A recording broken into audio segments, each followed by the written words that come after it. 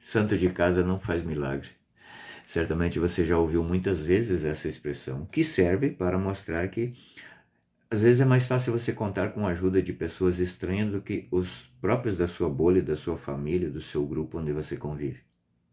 Talvez você já tenha sido vítima disso, provavelmente, né? Vítima disso. Né? Mas, veja, Jesus constantemente, a vida dele foi isso, a vida de missionário dele, né? Esses 3 anos desse ministério dele de pregação foi isso. A gente vê com muita frequência isso. Veja, por exemplo, no capítulo 3 de São Marcos, versículo 6, diz assim: saindo dali, os fariseus deliberaram logo com os herodianos como haviam de prender Jesus. Por que eles queriam prender Jesus? Porque Jesus havia realizado um milagre no dia de sábado na sinagoga, a cura do homem da mão seca, daquele homem que tinha a mão paralisada. Isso é dor de cotovelo, inveja. Inveja dos judeus. E veja, aqui os fariseus se juntaram com os herodianos. Dizem que não há amizade entre os demônios. Né? De tempos em tempos eles se unem por um bem maior, que eles entendem que é um bem maior. Herodianos era uma seita que acreditavam que Herodes era o Cristo, porque havia uma profecia de Jacó que quando acabassem os príncipes de Judá, então viria o Cristo. De fato, nesse tempo veio o Cristo, mas era Jesus e não Herodes. Então eles querem prender Jesus. Jesus sabia que ainda não era o seu tempo.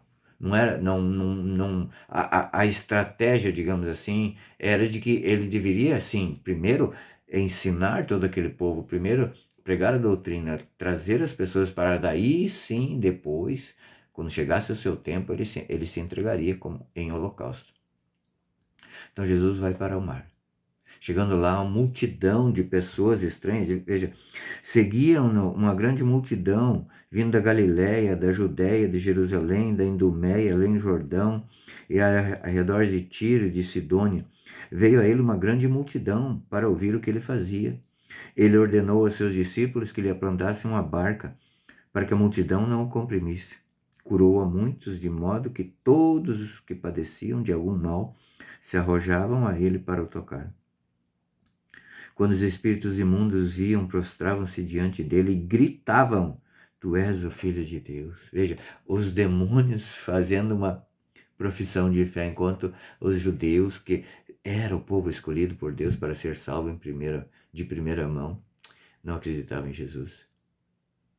Mas aqui nós temos que entender, São Beda nos ensina o significado místico da barca.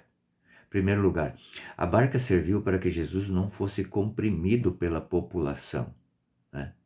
Então Jesus subiu na barca. Em segundo lugar, a voz se propaga na água, se não me engano, 4 vezes a mais do que no ar. Então, quando você está dentro de um lago e você fala para a multidão que está na praia, a água, aquele ambiente, forma uma concha acústica e as pessoas que estão fora o ouvem com muito mais facilidade. É a amplificação natural da voz. Jesus está dentro da barca. A barca é a igreja. Significa que eu não posso ficar fora da barca. Se eu acredito em Jesus, se eu quero pregar, se eu quero viver como Jesus, para também levar as outras pessoas a viver como Jesus, eu não posso ficar fora da barca. Fora da barca eu estarei sozinho. Dentro da barca, dentro da igreja, a minha voz, se eu falar aquilo que a igreja ensinou durante todos esses séculos, o que a palavra ensina, a minha voz será amplificada. Né? Jesus estava dentro da barca. Dentro da barca. E dali, veja, as pessoas queriam atropelar Jesus. Existe aqui claramente uma diferença entre atropelar Jesus e tocar Jesus. A gente toca Jesus e é tocado por Jesus pela nossa fé, pelos sacramentos.